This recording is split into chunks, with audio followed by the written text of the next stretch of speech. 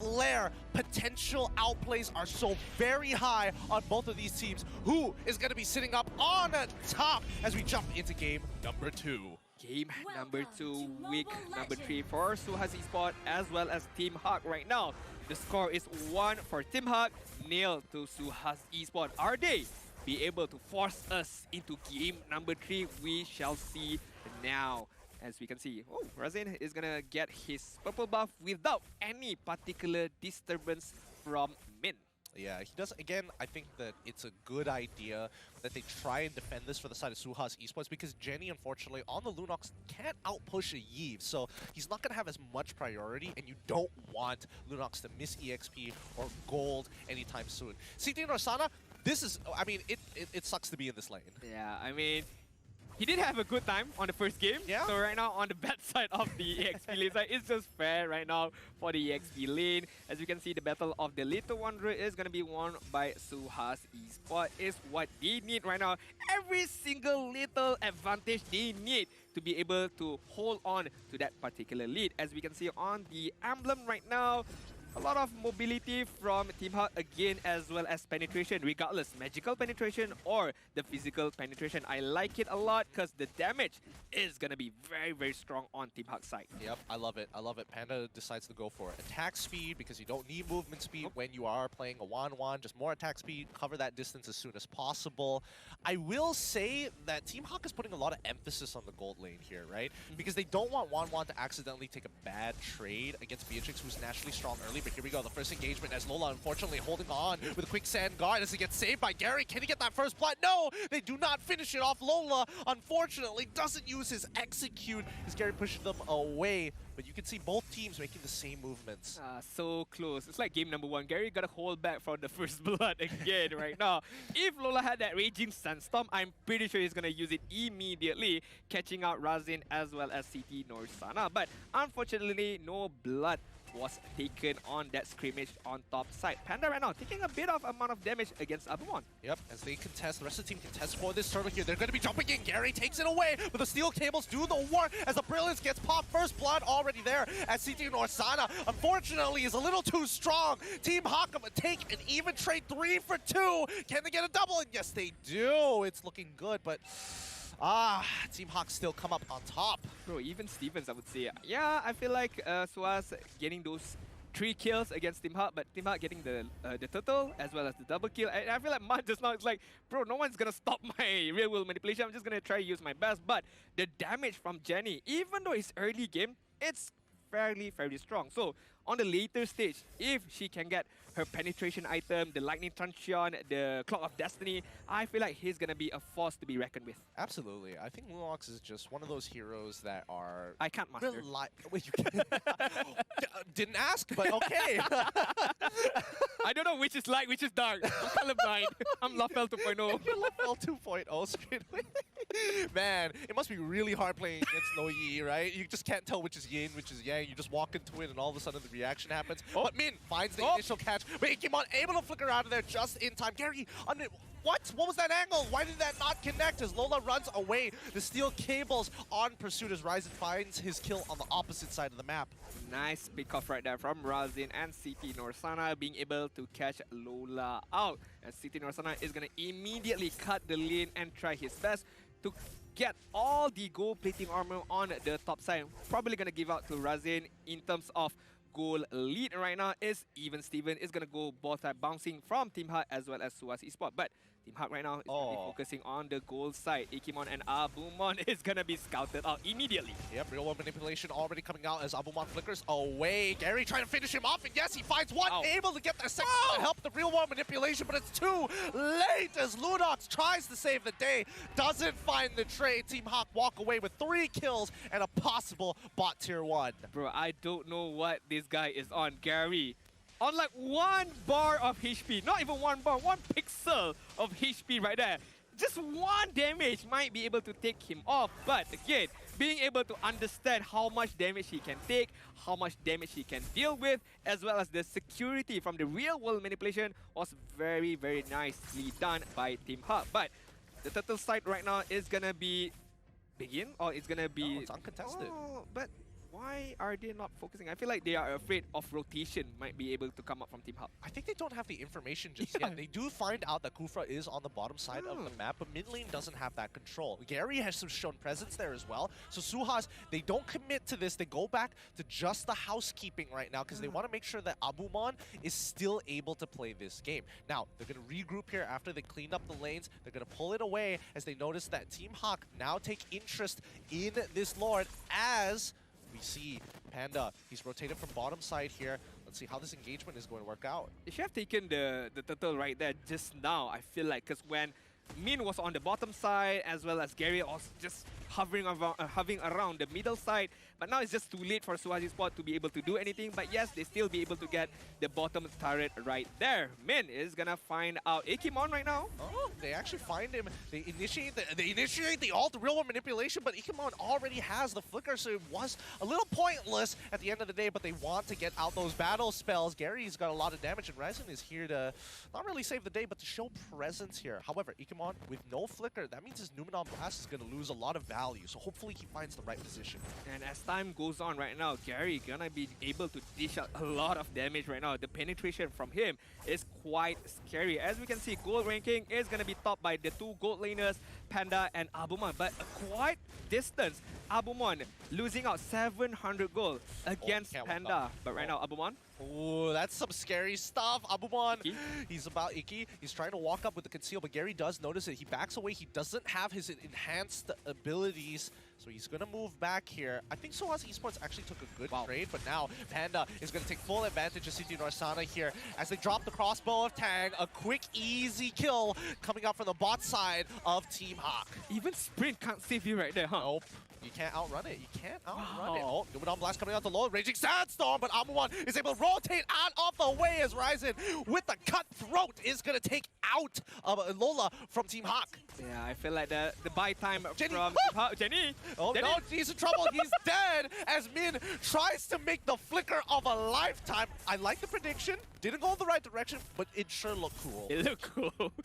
Even if he did not hit Jenny right there, but still.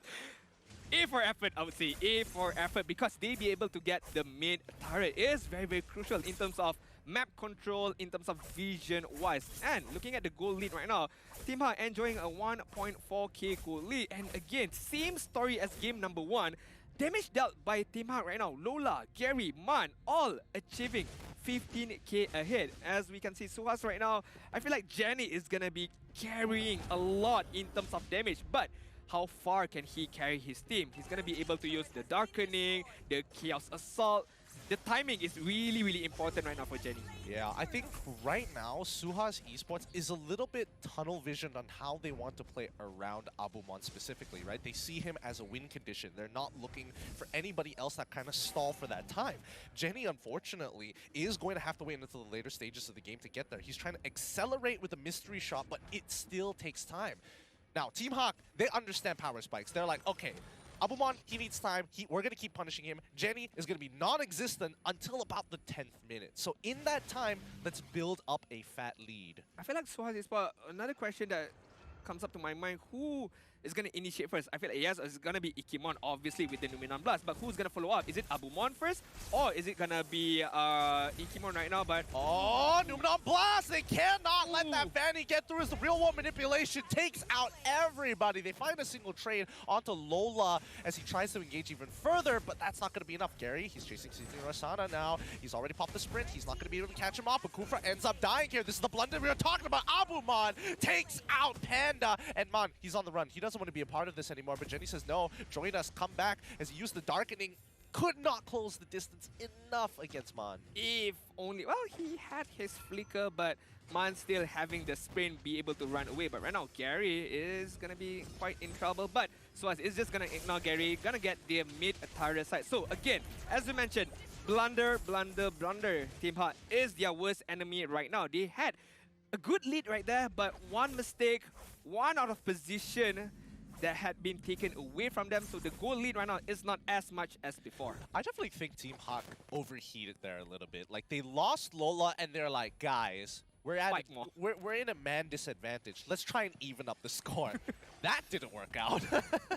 I feel like, okay, guys, we lost one guy. I mean, the ideal thing we do is back off. But for Team HAQ now, we fight. We fight. We're We gonna alpha eat males. up. We're Chads.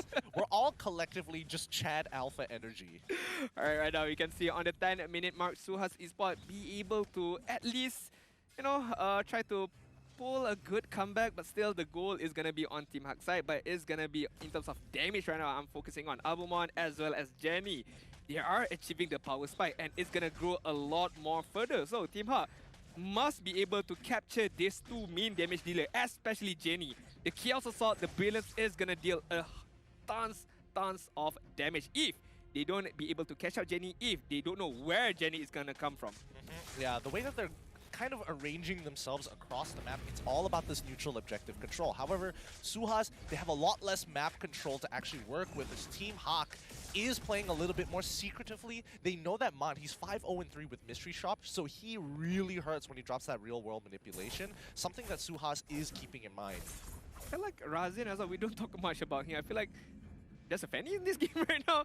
I feel like the amount of damage that he can do is a lot, but how can he go in terms of how he be able to use his steel cable without being able to get hit by the bouncing ball or even the Tyrant's Revenge right now is going to be the main question. But 2-2-2 KDA is not the best, but it's still be able to contribute a lot in terms of team fight, in terms of mobility, as well as some map awareness. But right now, Team HAQ, I feel like they're just gonna bait out SUHAZ Esports, just gonna bait out, and if they be able to counter initiate, is gonna be the main criteria or main focus right now. Cause see, they're just not gonna fully commit up against this lot. Yeah, I think this is a good idea, but SUHAZ need to take advantage of this somehow. And now Siti Rosana getting hit by literally everything, walks away as he has been chunked out for 3/4 of his HP. Ikemon in the middle of it all, sees all 4 members rising, trying to get on out of there to open up an opportunity for Abumon, who flickers forward, takes out Wan. The real world manipulation is too late. Gary finds his own trade, but Ikemon stops it all.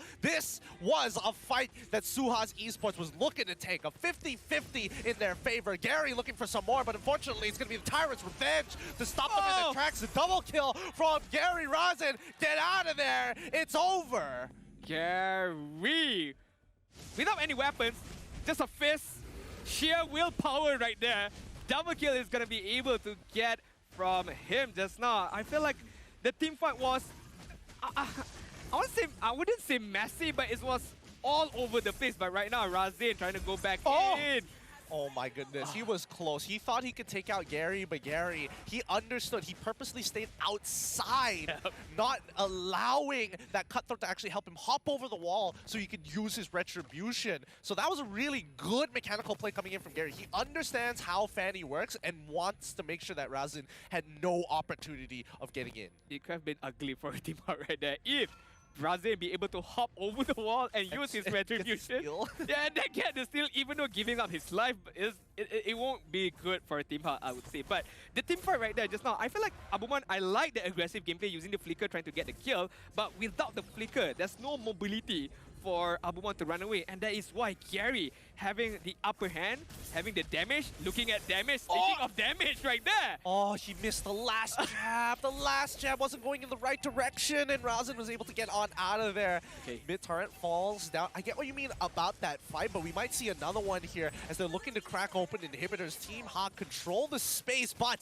SUHAZ Esports now, this time, they've got some really good wave clear. They can make this work as Razin is going to delay these Lord Empowered minions. Real world manipulation already coming out as they look to crack open an inhibitor. They find one, but can they get a second one? And SUHAZ Esports, they need to respond to this. No one's brave enough to walk up. Abumon can't do it. It's 2 inhibitors falling into the hands of Team HAQ.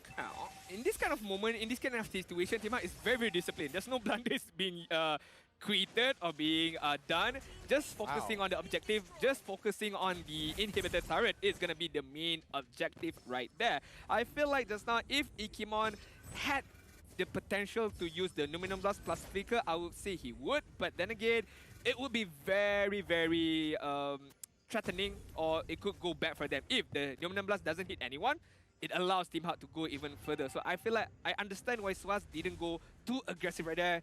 Losing the inhibitor turret sucks, but it's fine. It's not the crystal. They'll still be able to come back right now. I actually beg to differ. I think this was a huge win for Team HAQ, and honestly, SUHAZ probably should look to threaten, at the very least, to force Team HAQ to do something. Make that first move, and then potentially a blunder here, because now with no inhibitors and a 7k gold lead for Team HAQ, which used to be 2k, by the way, or 1.8 at that point of time, now SUHAZ Esports are in a no-go zone. They cannot take a fight against Team HAQ until they hit the 42k mark. Yeah, I feel like going back to my point just now, Abumon using the flicker very aggressive, but before that... The pick was good coming in from HAQ. Really, really nicely done there. Chain CC to death. CT Norsana stood no chance.